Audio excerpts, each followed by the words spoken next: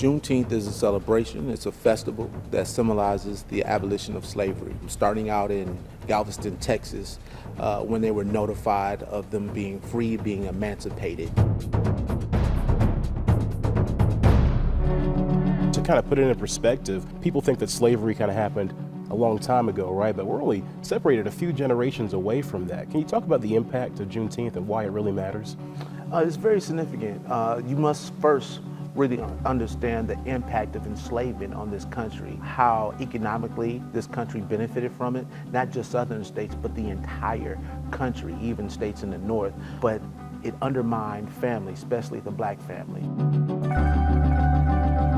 And so right here, this letter gives you indication of the dollar amount that was involved. And it's to see dollar amounts on human beings, $400 to $425 for field women, as it says there. 2 men that cost $900, 1 child worth $100. To buy somebody, a kid, for $100 is, we spend $100 maybe on our cable. In the same context, you're talking about men, women, and children. You're talking about corn and flour. People of color were a commodity. This is a slave pit, and this is John William Anderson's slave pit. It was found about 50 miles away from the city of Cincinnati, outside of Augusta, Kentucky. This same wood. Yes, this wood right here. This is what our ancestors put their hands against. Yes. Oh my God. Yeah, absolutely. So this right here is what slaves were bound to? Yes, specifically men. The enslaved men were taken onto the second floor. There would have been a trap door right through here that led you to a whole second floor. The men were the biggest threat, was considered the biggest threat of escaping.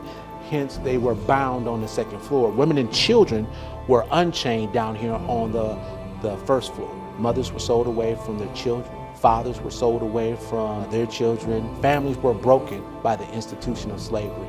And so when you talk about Juneteenth, what a lot of people did is after that emancipation, they went looking for their family members.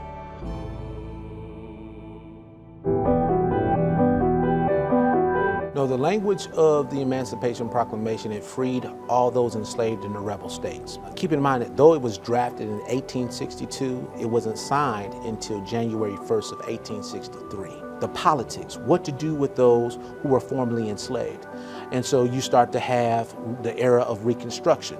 You have the Reconstruction Amendments, which are the 13th, 14th, and 15th Amendment. The 13th Amendment, we get a lot of discussion about that today because it still has some ripple effects to today. Absolutely.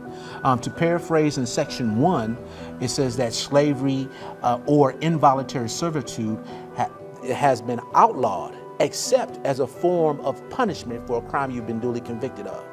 And so with that 13th Amendment, it shows a transference of enslavement into the criminal justice system. Part of,